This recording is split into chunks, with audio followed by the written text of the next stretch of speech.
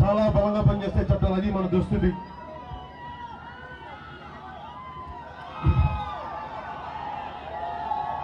మన ఆముదాల వలస సమస్యకు వచ్చేటప్పటికీ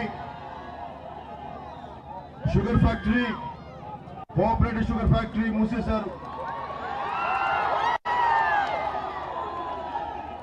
ఎక్కడికి వెళ్తున్నా, పాతపట్నం పోయినా, ఏ మూలకి పోయినా అందరి బాధ ఒకటే, అన్నా మాకు శ్రీకాకుళంలో ఉద్యోగాల్లో వలసలు పోతున్నామన్నా ఇతర చెప్తున్నారు. కొత్త పరిశ్రమలు స్థాపించరు, నరసన్నపేటలో ఉండదు.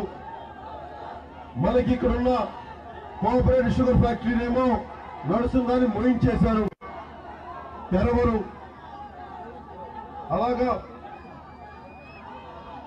ఈ రోజున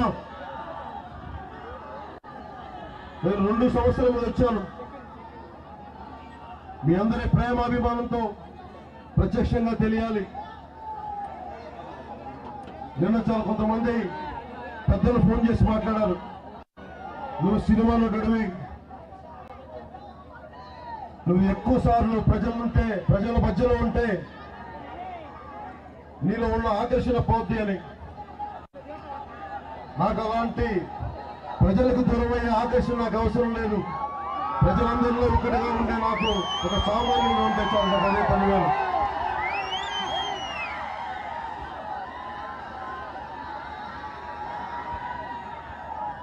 అలాగే శ్రీకాకుళంలో అడుగు పెట్టగానే మొట్టమొదటి నన్ను కలిసింది, కబురు పంపింది.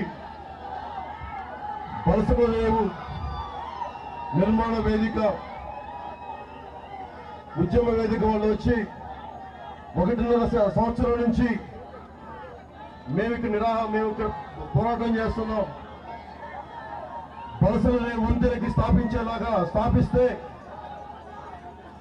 50 గ్రామాల ప్రజలకి, దాదాపు 7 మండలాల ప్రజలకి చాలా సులభతరంగా ఉంటుంది, సులభయోగ్యంగా ఉంటుందంటే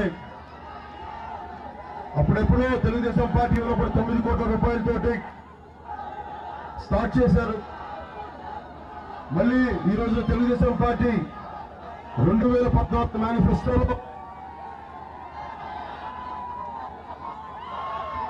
వంతెన నిర్మిస్తామని చెప్పి ఎందుకు నిర్మించట్లేదంటే అక్కడ భూమి కండిషన్ బాగలేదు,